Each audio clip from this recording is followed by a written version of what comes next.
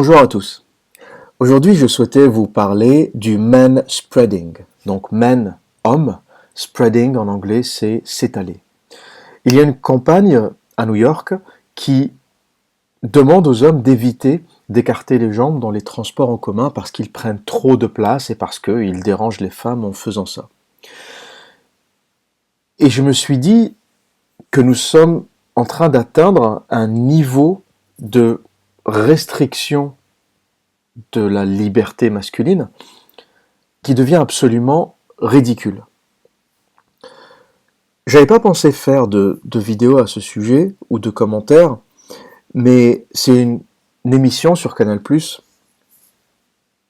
qui m'a donné envie de faire cette vidéo parce que l'émission, je pense qu'il s'agissait du Petit Journal, expliquait comment Poutine écartait ses jambes, et c'est Hillary Clinton qui faisait la critique de Poutine, qui disait il écarte ses jambes quand il rencontre des gens, il est toujours assis, les pieds écartés, etc.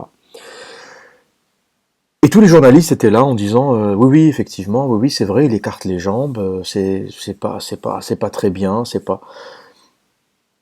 Et je me dis, nous sommes en train de dévier vers une émasculation complète, vers une restriction complète de la liberté masculine. Tout d'abord, pourquoi les hommes écartent les jambes quand ils sont assis? Pourquoi nous écartons les jambes quand nous sommes assis? Il faut savoir que contrairement aux femmes, et je pense que cela n'a échappé à personne, nous avons des testicules, des couilles. Et que ces testicules doivent rester au frais. Et je ne fais pas de plaisanterie, il faut, pour la santé des spermatozoïdes, que les testicules restent dans un endroit le plus frais possible, qu'il n'y ait pas trop de chaleur ou trop de concentration de chaleur.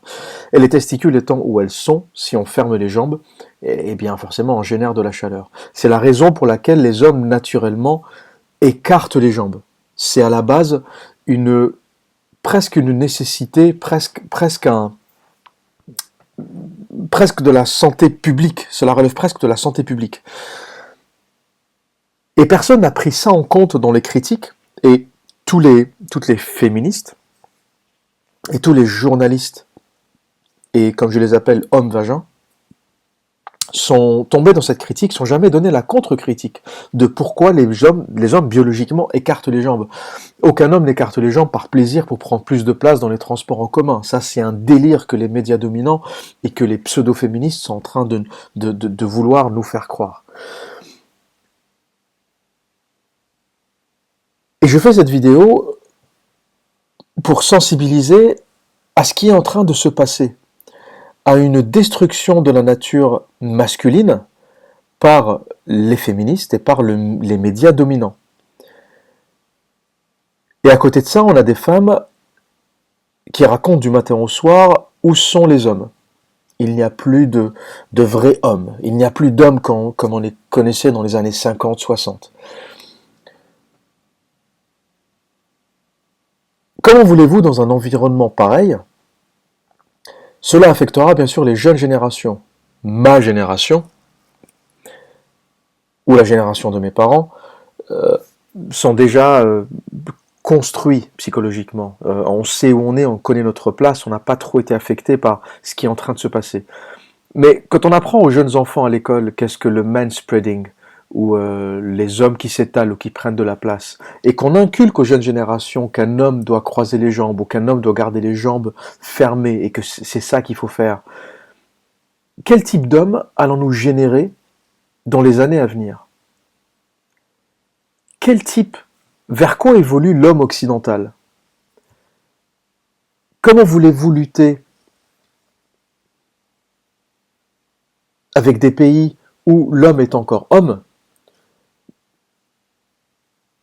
Les pays d'Afrique, les pays d'Asie, où il y a encore ou d'Amérique du Sud, où il y a encore une culture latine, masculine, où l'homme est encore un homme et la femme est encore une femme, comment voulez-vous que l'homme occidental trouve sa place quand on lui apprend que toi, tu dois fermer les jambes, tu dois croiser les jambes, et que tu n'as pas le droit d'écarter les jambes parce que, un, tu prends de la place, et deux, on est offusqué de voir tes testicules.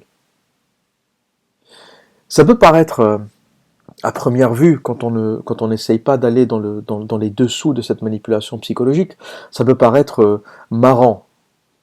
On peut même en rire en disant, regardez, vous avez vu cette campagne avec le panneau qui montre interdiction d'écarter les jambes. Mais dans le fond, ce n'est pas marrant dans le sens où l'impact de ces petites interdictions cumulées, où les hommes ne peuvent plus parler aux femmes dans la rue, alors que cela s'est toujours fait depuis la nuit des temps. La drague existe depuis que le monde est monde. Et on arrive aujourd'hui dans un monde où parler à une femme dans la rue relève du harcèlement sexuel, même si on le fait poliment. Écarter les jambes ne peut plus se faire. Approcher tout simplement les femmes, où le rapport homme-femme devient compliqué dans la vie réelle, et il devient normal sur Internet.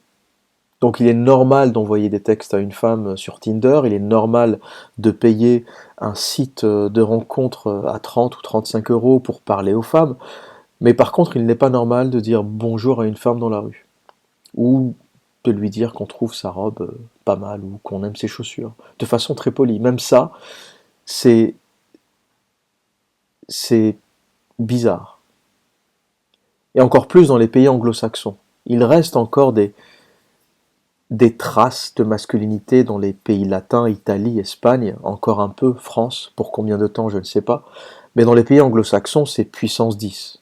Il est impossible de parler à une femme dans la rue sans qu'elle vous prenne pour un dégénéré ou pour un fou. Elle vous dira peut-être merci par politesse, mais ce n'est pas normal, ce n'est pas dans le comportement normal. Les Anglaises, les Suédoises, les Allemandes ne sont pas des femmes qui sont habituées à la communication avec des hommes dans la rue. Elles le font dans les bars quand elles sont complètement bourrées, elles le font sur Internet, mais contrairement aux latines, aux italiennes par exemple, qui sont habituées à la drague et qui trouvent normal qu'un homme les complimente dans la rue, euh, et qui fait presque partie de leur caractère. Elles sont d'ailleurs plus fortes de caractère parce qu'elles savent répondre, elles savent se comporter quand une chose pareille arrive. Et cela disparaît pour se transformer en business mondial de la drague sur Internet, de la drague dans les clubs et dans les bars, où il faut payer l'entrée du club, payer de l'alcool, débourser à peu près 150 ou 200 euros dans la nuit pour pouvoir aborder une femme.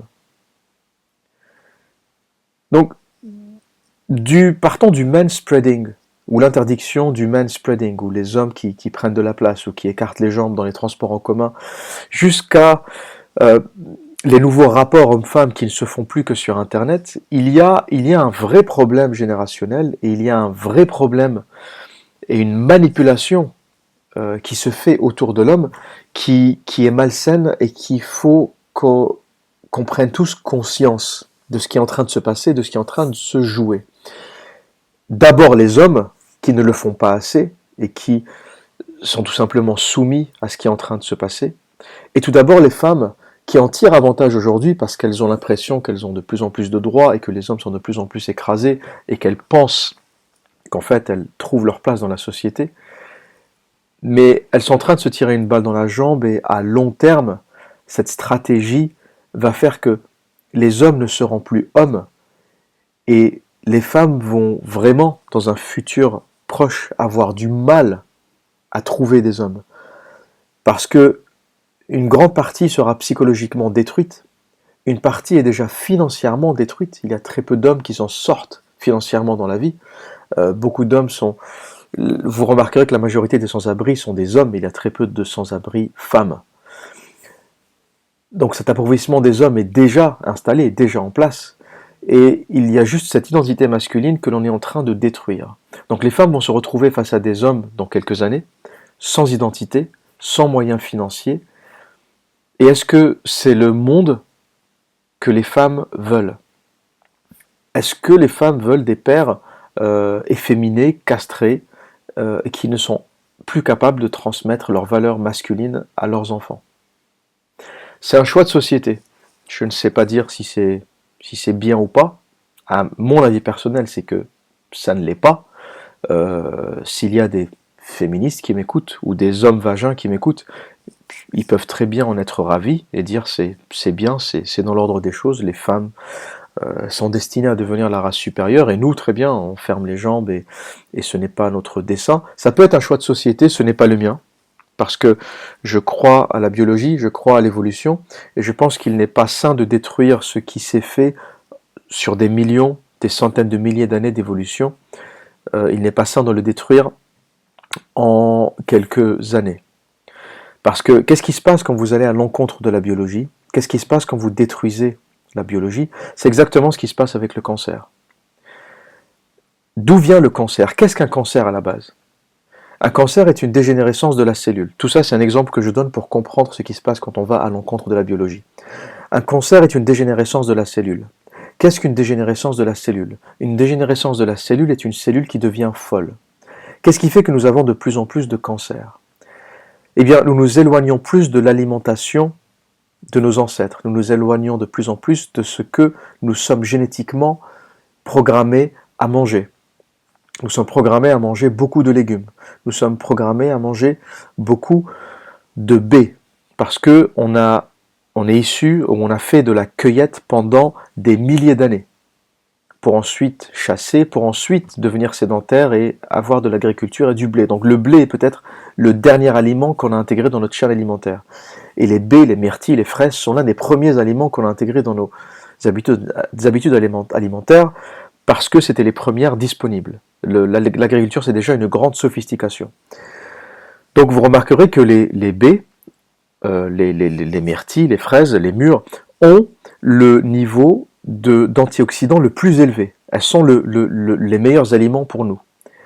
Et le blé fait partie des plus mauvais, on va dire. C'est ce qui fait grossir, c'est le pain, les pâtes, etc.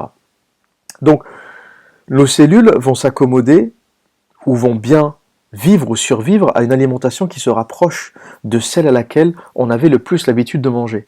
Et dès qu'on s'éloigne de ça, dès qu'on mange beaucoup de viande rouge, dès qu'on consomme beaucoup de blé, de farine, eh bien ça donne les carences en antioxydants, en nutriments qui génèrent les maladies et qui génèrent la majorité des cancers que l'on a aujourd'hui.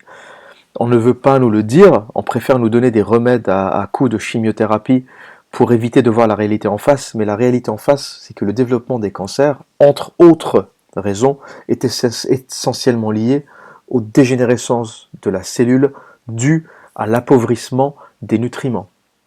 Donc ça, c'est à l'échelle de la cellule.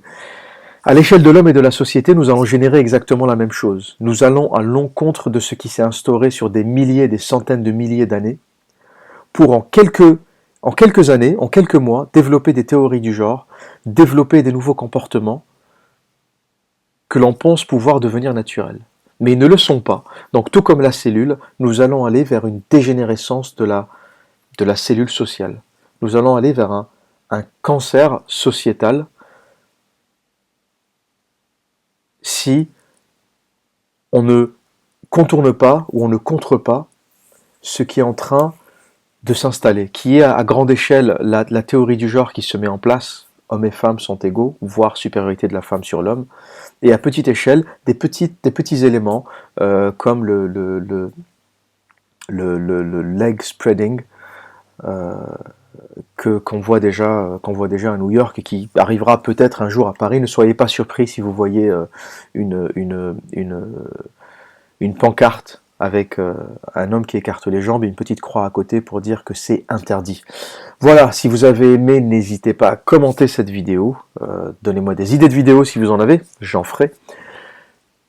Sinon, n'hésitez pas aussi à vous abonner à ma chaîne, c'est tout simple, cliquez sur le petit rond qui s'affiche dans les 20 dernières secondes de cette vidéo. Et smashez la cloche, cliquez sur la cloche pour être notifié quand je publierai de nouvelles vidéos. Voilà, d'ici là, continuez à écarter les pieds dans les métros, prenez soin de vous et à très bientôt.